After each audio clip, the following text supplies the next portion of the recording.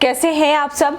मध्य प्रदेश के ताप विद्युत केंद्र देखा आपने। ताप विद्युत केंद्र का मतलब है ऐसा केंद्र जहां पर कोयले और जल के माध्यम से उसका यूज करके बिजली बनाई जाती है। अगला जो हमारा पॉइंट था वो था मध्य प्रदेश के जल विद्युत केंद्र, मतलब कि जल का यूज करके जिस केंद्र में जहां पर बिजली बनाई जाती है उनके बारे में हम चर्चा करने वाले थे। हालांकि आज के लेक्चर में आप जितनी चीजें पढ़ेंगे उतने उसमें से बहुत सारी चीजें आपने पहले पढ़ रखी हैं जब आपने नदियों की परियोजनाएं पढ़ी थी। परियोजनाएं मतलब बांध बनाकर पानी को एकत्र किया जाता है, बांध या फिर नहर बनाकर पानी को एकत्र किया जाता है और उस पानी का यूज कई सारे उद्देश्यों की पूर्ति के लिए किया जाता है। जैसे सिंचाई के लिए, कोई सूखाग्रस्त क्षेत्र है तो वहां पर जल की उपलब्धता सुनिश्चित करने के लिए और बिजली के निर्माण के लिए, तो कई सारे उद्देश्यों के लिए बांध बनाए जाते हैं, परियोजनाओं का निर्माण किया जाता है। उन परियोजनाओं को अपने परियोजनाओं वाले चैप्टर में देखा था। यहाँ पर बात करेंगे हम जल विद्युत केंद्रों की और जल विद्युत केंद्रों में भी हम उन्हीं चीजों को लगभग देखेंगे। चलिए सबसे पहले हम उन केंद्रों को देखेंगे जो कि हमारे मध्य प्रदेश में स्थित है। मध्य प्रदेश में स्थित होने के साथ ही अन्य राज्यों के साथ उनकी जो क्षमता है, बिजली बनाने की जो क्षमता है, उन क्षमताओं का साझा होता है। तो चंबल नदी की प्रमुख परियोजनाएं तो बहुत ही ज्यादा इंपॉर्टेंट है और सबको रट गई होंगी।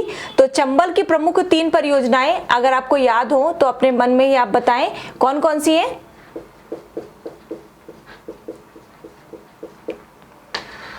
चंबल की प्रमुख 3 परियोजनाएं हैं गरज। चंबल की प्रमुख 3 परियोजनाएं हैं गरज।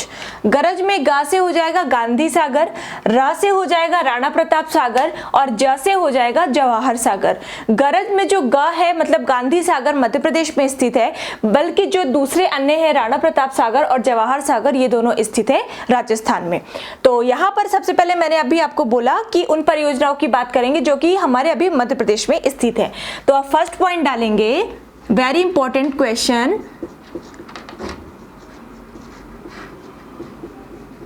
गांधी सागर जल विद्युत केंद्र। गांधी सागर जल विद्युत केंद्र। और एक बात और याद रखिएगा, ये आपके केवल प्री के लिहाज से नहीं बल्कि मेन के लिहाज से भी बहुत ज्यादा इंपॉर्टेंट है। अक्सर आपके मेंस में 3 नंबर के जो प्रश्न आते हैं, 3 मार्क्स के जो क्वेश्चन आते हैं, उसमें आपको सीधा सीधा लिखा मिल जाएगा गांधी सागर परियोजना या फिर गांधी सागर जल विद्युत केंद्र या फिर गांधी सागर। आपको वहां पर लिखना पड़ेगा कितने मेगावाट बिजली का उत्पादन होता है, किस नदी पर है यह परियोजना, साथ ही साथ किस राज्य में है, अगर मध्य प्रदेश में है तो किस डिस्ट्रिक्ट में है, आपको सारी चीजें इसमें बतानी पड़ेंगी। तो यहां पर आप 3 नंबर के हिसाब से भी पढ़ते चलना। तो गांधी सागर जल विद्युत केंद्र की सबसे पहले स्थापना देखेंगे। इसकी स्थापना कब हुई, वेरी इंपॉर्टेंट, 1960। अब यहां पर एक फैक्ट नोट करेंगे, आपने देखा था ताप विद्युत केंद्र में मध्य प्रदेश की पहला ताप विद्युत केंद्र था चांदनी ताप विद्युत केंद्र बुरहानपुर। मध्य प्रदेश का पहला ताप विद्युत केंद्र था चांदनी ताप विद्युत केंद्र बुरहानपुर। चांदनी ताप विद्युत केंद्र की स्थापना हुई थी 1953 को। इसी तरह से मध्य प्रदेश का पहला जल विद्युत केंद्र, बहुत इंपॉर्टेंट है, मध्य प्रदेश का पहला जल विद्युत केंद्र है गांधी सागर जल विद्युत केंद्र, जिसकी की स्थापना हुई थी 1960 में। तो पहले ताप विद्युत केंद्र की स्थापना हुई थी कहां पर, चांदनी ताप विद्युत केंद्र बुरहानपुर में, और फिर उसके बाद 1960 में मध्य प्रदेश का पहला जल विद्युत केंद्र था गांधी सागर जल विद्युत केंद्र। ये पूछा जाता है और अगर वहां पर आप अगर ताप और जल, बस इन्हीं दोनों का अंतर होगा। अगर आपने ताप की जगह जल मन में लेके आए और गांधी सागर कर दिया तो भी गलत हो जाएगा। यदि जल पूछा जा रहा है और आपने ताप कर दिया चांदनी तो भी गलत हो जाएगा। तो ताप विद्युत कौन सा था, पहला चांदनी था, और पहला जल विद्युत केंद्र कौन सा था, गांधी सागर था। याद रखिएगा। तो स्थापना आपने देखी 1960। किस नदी पर है, डेफिनेटली याद होगा, यह है चंबल नदी पर। ये है चंबल नदी पर। ये है कहां पर, ये भी याद रखना पड़ेगा, ये है मंदसौर में, एक भानपुरा तहसील है, वहां पर स्थित है गांधी सागर जल विद्युत केंद्र। उसके बाद क्षमता देखेंगे कितनी ही इसकी क्षमता, विद्युत उत्पादन क्षमता है, बहुत इंपॉर्टेंट है, 115 मेगावाट। अगर 3 नंबर के क्वेश्चन में आ जाता है और अगर आप क्षमता नहीं लिखते हो तो आपका प्रश्न बहुत ज्यादा अधूरा रहेगा। तो गांधी सागर जल विद्युत केंद्र याद करिए, इसकी स्थापना हुई थी, जो कि मध्य प्रदेश का पहला जल विद्युत केंद्र है। इसकी स्थापना हुई थी वर्ष 1960 में। नदी पर, किस नदी पर है ये? चंबल नदी पर बनाया गया है। ये मध्य प्रदेश में है, मंदसौर में भानपुरा तहसील है, वहां पर स्थित है। इसकी विद्युत उत्पादन क्षमता है 115 मेगावाट। और यह जो जल विद्युत केंद्र है, इसकी विद्युत का जो यूज है, इसके इलेक्ट्रिसिटी का जो यूज है वो राजस्थान भी करता है। ये हो गया आपका फर्स्ट। सेकंड पॉइंट डालेंगे, दूसरा जो अपना जल विद्युत केंद्र है वो है बरगी परियोजना या बरगी जल विद्युत केंद्र।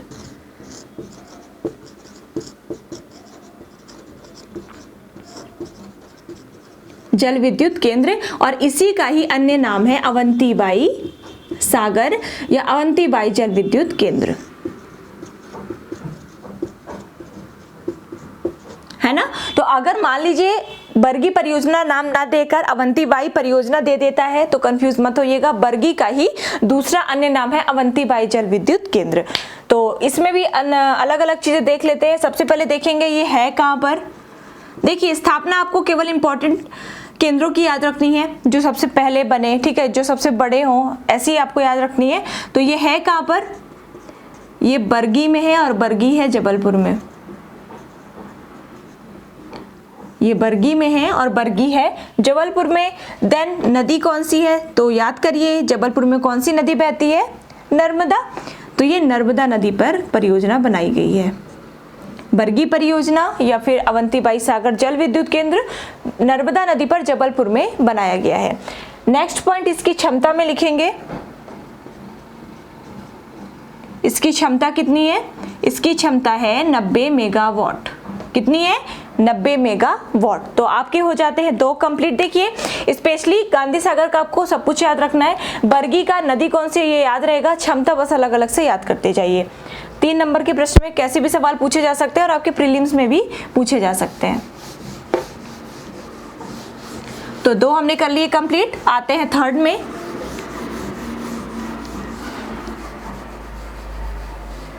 और थर्ड है बहुत इंपॉर्टेंट, मध्य प्रदेश के संदर्भ में वेरी इंपॉर्टेंट, बाणसागर जल विद्युत केंद्र।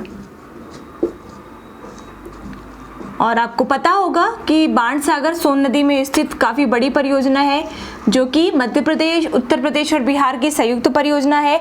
और इस परियोजना के अंतर्गत बहुत सारे जगह बांध बनाए गए हैं, कई जगह इस परियोजना के अंतर्गत नहर बनाई गई है। और इस परियोजना के अंतर्गत ही हम इसे 4 भागों में डिवाइड करके देखेंगे।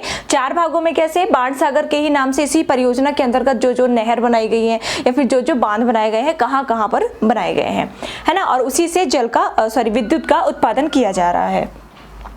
पहले इसकी स्थापना लिख लीजिए, उसके बाद हम इसके प्रकार देखेंगे। तो इसकी जो स्थापना थी वो 1994 में की गई थी और 1995 में ये बनकर तैयार हो गया था। बाणसागर जल विद्युत केंद्र की स्थापना कब की गई थी? 1994 को। नदी देखेंगे, पता होगा सोन नदी है। इसके बाद यह जो परियोजना है ये यूपी, एमपी और बिहार की संयुक्त परियोजना है। वेरी इंपॉर्टेंट क्वेश्चन, बाणसागर परियोजना। अब आप सोच रहे होंगे कि हम पढ़ विद्युत केंद्र है, लेकिन बार बार मैम परियोजना क्यों बोलिए? क्योंकि परियोजनाओं में ही विद्युत का निर्माण किया जा रहा है, तो यहाँ पर परियोजनाएं ही बार बार निकलेगा। तो यूपी, एमपी और बिहार की संयुक्त परियोजना है और इसकी कुल जो क्षमता है वर्तमान समय में वो है 110 मेगावाट। कुल क्षमता इसकी, मतलब जितनी परियोजनाएं हैं सारी परियोजनाओं को मिलाकर कुल क्षमता है 110 मेगावाट। बट इसे अब बढ़ाने का प्रबंध किया जा रहा है। अब इसे बढ़ाकर जो है किया जाएगा 425 मेगावाट। तो अब इसे बढ़ाकर इसकी क्षमता 425 मेगावाट किया जा रहा है। तो वर्तमान में काम भी शुरू हो चुका है 110 मेगावाट और इसे बढ़ाकर 425 मेगावाट किया जा रहा है। इसके अंतर्गत 4 बांध बनाए गए हैं। वेरी इंपॉर्टेंट, ध्यान से देखिएगा। इस परियोजना के अंतर्गत 4 बांध बनाए गए हैं, बाण सागर नाम से ही 4 बांध बनाए गए हैं। कौन कौन से हैं? सबसे पहला तो है बाण सागर टोन्स, बाण सागर टोन्स। टोन्स नदी याद है, हमने नदियों में पढ़ा था। टोन्स नदी किस क्षेत्र में बहती है, किन जिलों में बहती है? आप मुझे इसका आंसर कमेंट बॉक्स में जरूर देना। तो पहला जो बांध है बाण सागर परियोजना के अंतर्गत, उसे बाण सागर टोन्स या बाण सागर वन भी कहते हैं, बाण सागर और वन, ठीक है, इन दोनों में से कोई एक ही नाम आएगा, तो आप समझ जाना कि बाण सागर वन ही बाण सागर टोन्स है। जो बाण सागर टोन्स है ये स्थित है सिरमौर में। Very important question. बाण सागर टोन्स जो है वो स्थित है सिरमौर में, और सिरमौर है रीवा डिस्ट्रिक्ट में। बाण सागर टोन्स स्थित है सिरमौर में और सिरमौर है रीवा डिस्ट्रिक्ट में। इसकी जो क्षमता है वो है 315 मेगावाट।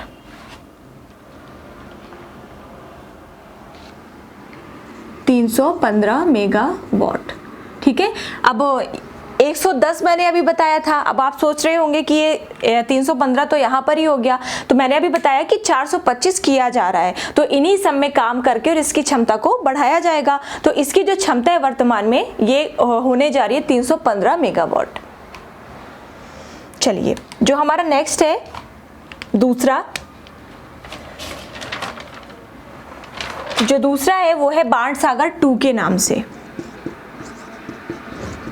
4 हमने देखे, इसके अंतर्गत बाद हम 4 देखेंगे। पहला देखा बाण सागर टोन्स जो कि सिरमौर रीवा में है। सेकेंड है बाण सागर 2 के नाम से, बाण सागर 2। ये बहुत इंपॉर्टेंट है, सभी इंपॉर्टेंट है हालांकि इसमें। जो बाण सागर 2 है ये एक नहर है, कैनाल।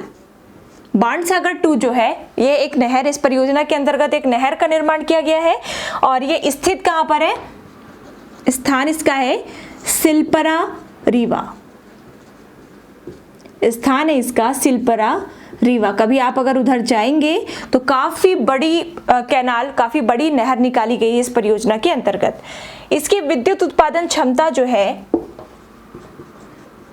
बाण सागर 2 की वो है 30 मेगावाट। बाण सागर 2 की विद्युत उत्पादन क्षमता है 30 मेगावाट। याद करते चले जाइए, वरना बाद में अगर आप रखेंगे तो बाद में ही रह जाएगा, वो आपको याद नहीं हो पाएगा। 2 हो गए, तीसरा देखते हैं, तीसरा और चौथा भी देख लेते फटाफट। जो तीसरा है वो है बाण सागर 3 के नाम से।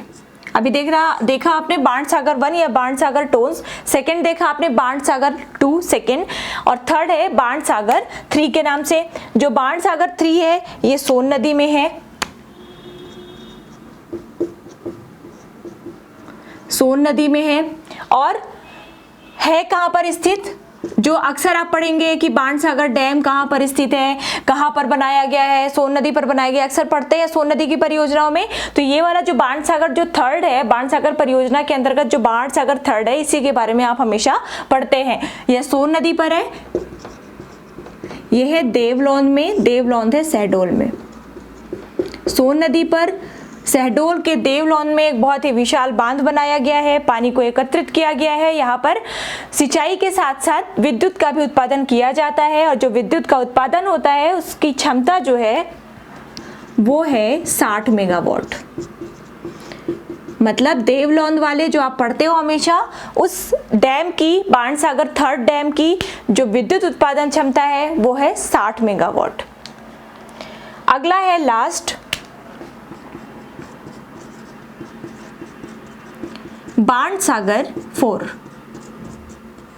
बाण सागर 4, जो बाण सागर 4 है ये स्थित है झिन्ना में, स्थित है झिन्ना में। अजीब अजीब से नाम सुन रहे होंगे। झिन्ना है सतना डिस्ट्रिक्ट में। बाण सागर 4th परियोजना है झिन्ना में, झिन्ना है सतना डिस्ट्रिक्ट में, और इसकी जो क्षमता है वो थोड़ी कम है। इसकी जो क्षमता है वो है 20 मेगावाट। अब ये बहुत सारे लोग अब ये दिमाग लगाएंगे कि सोन नदी तो उस साइड जाती ही नहीं है, वो तो सीधी और से होके कट जाती है, उत्तर प्रदेश में चली जाती है, बिहार में चली जाती है, जहाँ पर भी जाती है। तो ये बाणसागर ये सतना में कैसे हो गया? बाणसागर परियोजना का नाम है और उस परियोजना के नाम से अलग अलग नदियों में अलग अलग परियोजनाएं चलाई जा रही है। तो इसका मतलब ये नहीं है कि जो बाणसागर है वो केवल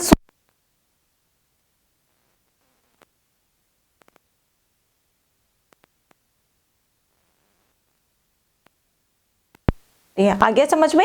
तो कंफ्यूज मत होइएगा, क्योंकि फिर मैसेज आएंगे कि मैम सोन नदी की तो है बाणसागर परियोजना, लेकिन आप तो सतना में बता रहे हो, अलग अलग जगह पर बता रहे हो, तो ये फिर कैसे पॉसिबल है? चलिए, तो बाणसागर अपना हो जाता है कंप्लीट, थर्ड कंप्लीट हो जाता है। आते हैं नंबर 4 में। नंबर 4 है राजघाट परियोजना या फिर राजघाट जल विद्युत केंद्र। Very important question. परियोजनाओं में आपने पढ़ा था राजघाट परियोजना किस नदी पर बनी हुई है? राजघाट परियोजना बेतवा नदी पर बनी हुई है। तो राजघाट परियोजना जो चलाई जा रही है, इस परियोजना के अंतर्गत एक मध्य प्रदेश में और एक उत्तर प्रदेश में, मध्य प्रदेश के अशोकनगर राजघाट जो कि अशोकनगर में है और उत्तर प्रदेश के ललितपुर में 2 बांध बनाए गए हैं।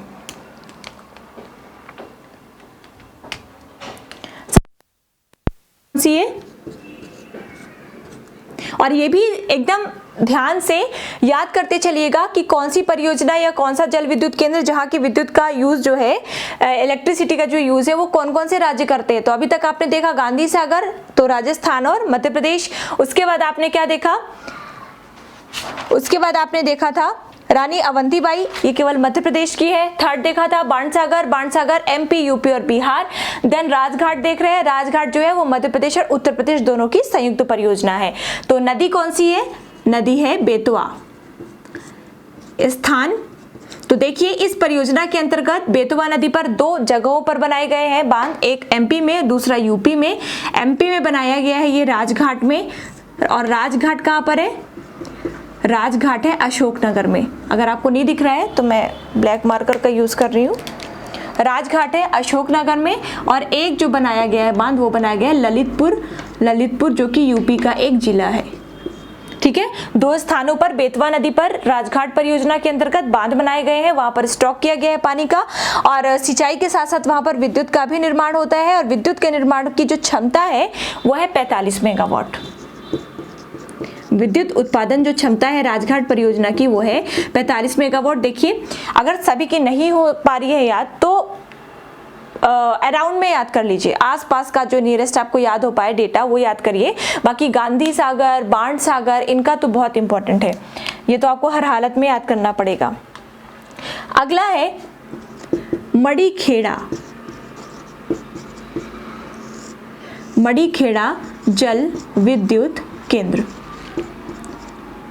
मड़ीखेड़ा जल विद्युत केंद्र। तो मड़ीखेड़ा जल विद्युत केंद्र जो है, अगर नदी की बात की जाए तो यह जल विद्युत केंद्र काली सिंध नदी में स्थापित किया गया है। काली सिंध नदी में स्थापित किया गया है। अगर स्थान की बात करें तो स्थान इसका मड़ीखेड़ा ही है, इसका स्थान मड़ीखेड़ा ही है। और ये जो मड़ीखेड़ा है ये शिवपुरी डिस्ट्रिक्ट में आता है। मड़ीखेड़ा शिवपुरी डिस्ट्रिक्ट में आता है। देन इसकी जो क्षमता है, विद्युत उत्पादन क्षमता है वो है 50 मेगावाट। इसकी विद्युत उत्पादन क्षमता है 50 मेगावाट। ठीक है, तो अपने कितने विद्युत केंद्र हो गए? 5। छठा देखते हैं।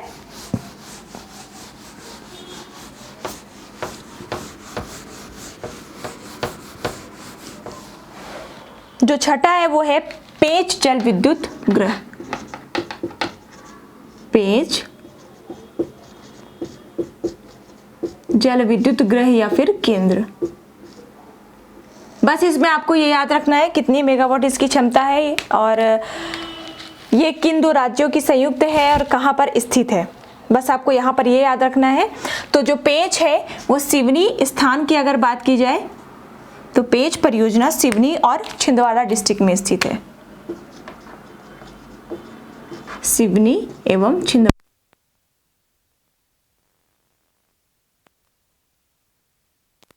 पढ़ रहे थे पेज में आपने पढ़ा था मध्य प्रदेश की दक्षिणी नदी है, महाराष्ट्र से रिलेटेड है, तो सिवनी और छिंदवाड़ा जिलों में यह स्थित है यह परियोजना, और ये मध्य प्रदेश और महाराष्ट्र की संयुक्त है, मध्य प्रदेश एवं महाराष्ट्र की संयुक्त परियोजना है ना। उसके बाद अगर क्षमता की बात की जाए तो इसकी क्षमता है 160 मेगावाट, काफी है, 160 मेगावाट इसकी विद्युत उत्पादन क्षमता है। और सबसे बड़ी बात यहाँ पर यह है कि 160 मेगावाट यहाँ पर बिजली का निर्माण होता है और उसमें से 160 में से 107 मेगावाट का यूज मध्य प्रदेश करता है। 160 में से 107 मेगावाट का यूज मध्य प्रदेश करता है, बाकी जितना बचता है थोड़ा बहुत वो महाराष्ट्र करता है ना। तो पेंच जल विद्युत परियोजना या जल विद्युत केंद्र में जो विद्युत का उत्पादन होता है उसका सर्वाधिक जो यूज है वो हमारा मध्य प्रदेश करता है। अगला है महेश्वर जल विद्युत केंद्र।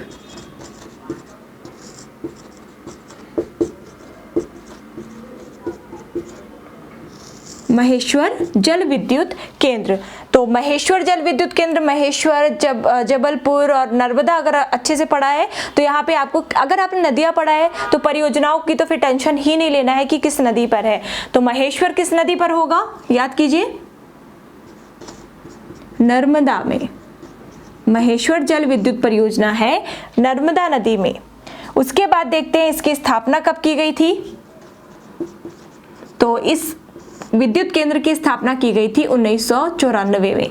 महेश्वर जल विद्युत केंद्र की स्थापना की गई थी 1994 में, यह नर्मदा नदी पर स्थित है। नेक्स्ट है कहां पर, ये कहां पर है, महेश्वर नाम से ही पता चल रहा है, तो ये कहां पर है, महेश्वर में। और महेश्वर कहां पर है, खरगोन में, खरगोन डिस्ट्रिक्ट में है ये महेश्वर जल विद्युत केंद्र। उसके बाद अगर इसकी क्षमता देखें तो कितनी है, तो अच्छी खासी क्षमता है इसकी, नर्मदा नदी पर है 400 मेगावाट। 400 मेगावाट विद्युत का उत्पादन होता है महेश्वर जल विद्युत केंद्र में। आगे बढ़ेंगे,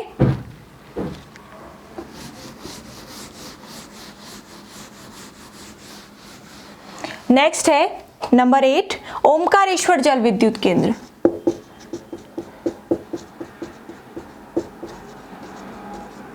ओमकारेश्वर जल विद्युत केंद्र, यहां पर मैं शॉर्ट फॉर्म लिख रही हूं, आप मत लिखना। ओमकारेश्वर जल विद्युत केंद्र के बारे में, और महेश्वर ओमकारेश्वर पता है सभी नर्मदा के ही तट पर स्थित है, तो यह भी जल विद्युत केंद्र किस नदी के तट पर होगा, किस नदी पर चल रहा होगा, नर्मदा पर, है ना। उसके बाद स्थित कहाँ पर है, तो ओमकारेश्वर नाम से ही पता चल रहा है कि ये ओमकारेश्वर में स्थित है। अगर डिस्ट्रिक्ट पूछता है तो ये पता होना चाहिए कि ओमकारेश्वर किस डिस्ट्रिक्ट में है, तो ओमकारेश्वर है खंडवा में। भारत के 12 ज्योतिर्लिंगों में से एक ज्योतिर्लिंग ओमकारेश्वर है जो कि खंडवा में स्थित है। अब बात करेंगे इसकी स्थापना की, इसकी क्षमता की। तो ओमकारेश्वर जल विद्युत केंद्र की जो क्षमता है वो बहुत है, 520 मेगावाट समथिंग, 520 मेगावाट, बहुत बड़ी मात्रा में यहाँ पर विद्युत का उत्पादन होता है और काफी बड़ा यहाँ पर केंद्र जो है स्थापित किया गया है नर्मदा नदी पर, है ना। तो क्षमता इसकी जरूर याद रखिएगा 520 मेगावाट, और आई थिंक अभी इतनी ज्यादा क्षमता आपने किसी भी केंद्र में नहीं देखी होगी। अगला देखेंगे, अगली जो है विद्युत केंद्र जो है वो है इंदिरा सागर जल विद्युत केंद्र। इंदिरा सागर जल विद्युत केंद्र, है ना। इसका एक और नाम है, इंदिरा सागर जल विद्युत केंद्र का एक और नाम है, इस नाम से भी पूछा जा सकता है। इसका नाम है पुनासा जल विद्युत केंद्र। पढ़ा होगा बहुत अच्छे से, मैंने बताया था आपको, नर्मदा की परियोजनाओं में सब कुछ बहुत अच्छे से बताया था। तो पुनासा जल विद्युत केंद्र, तो पुनासा जल विद्युत केंद्र के नाम से यदि आता है या फिर इंदिरा सागर जल विद्युत केंद्र के नाम से आता है, दोनों ही परियोजनाएं, दोनों ही विद्युत केंद्र सेम ही है, याद रखिएगा। इसकी स्थापना कब हुई थी ये देख लेते हैं। स्थापना किया, काम 2007 से यहाँ पर निर्माण कार्य शुरू हो गया था। ठीक है, विद्युत निर्माण का कार्य यहाँ पर 2007 से शुरू हो गया था। और नदी कौन सी है बताने की जरूरत ही नहीं है, नर्मदा नदी है, नर्मदा। ये स्थित कहाँ पर है तो इंदिरा सागर, याद कीजिए इंदिरा सागर डैम पढ़ा था आपने, पुनासा उसी को कहते थे। तो पुनासा कहाँ पर है, खंडवा में। कहाँ पर है, खंडवा में। इसके बाद इसकी देखेंगे क्षमता, तो इसकी भी बहुत बड़ी क्षमता है और अभी लगभग 1 साल पहले इसकी चर्चा भी हुई थी। ठीक है, ये काफ़ी ज़्यादा हाईलाइट भी रहा था ये, क्यों, इसी कारण, क्योंकि इसकी क्षमता जो है ये बढ़ाकर 1000 मेगावाट जो है की गई है। यहाँ पर पुनासा डैम में या पुनासा जल विद्युत केंद्र में विद्युत उत्पादन की जो क्षमता है वो है 1000 मेगावाट। याद रखिएगा, very important question.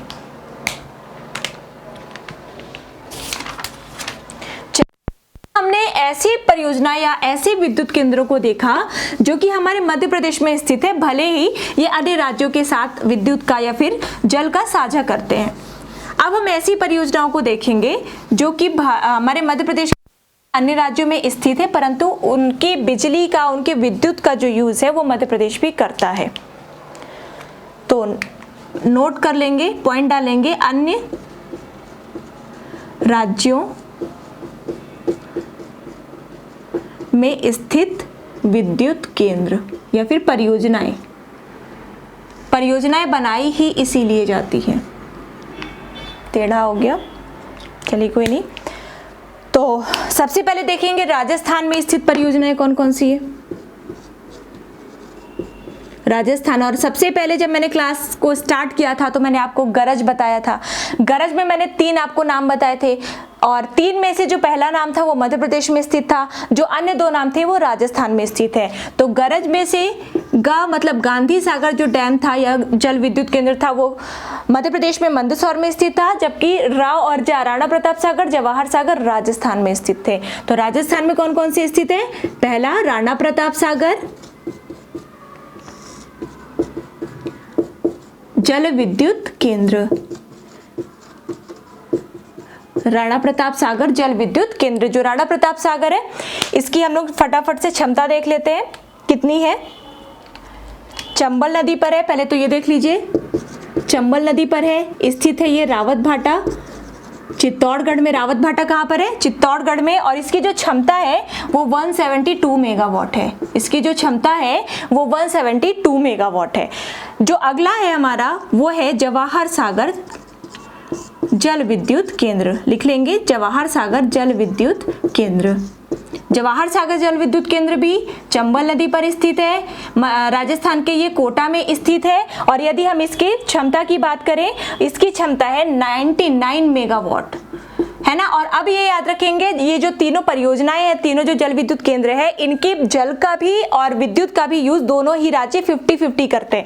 Rana Pratap Sagar, Jawahar Sagar दोनों में ही जितना विद्युत निर्माण होता है उसका यूज दोनों राज्य 50-50 करते हैं। ठीक है, चलिए, तो ये हो गई राजस्थान की परियोजनाएं। फटाफट से अब यूपी की डाल लीजिए कि यूपी में स्थित है और उसका यूज मध्य प्रदेश भी करता है। तो यूपी की जो परियोजना है वो पहली तो है रिहंद, पहली है रिहंद। रिहंद है सोनभद्र में, पिपरी सोनभद्र में। सोनभद्र एक जिला है, वहां पर है और इसके बारे में इतना ज्यादा इंपॉर्टेंट नहीं है। इसके जो पीछे एक झील है वो मध्य प्रदेश की सबसे बड़ी भारत की सबसे बड़ी कृत्रिम झील मानी जाती है, आपको वो याद रखना है।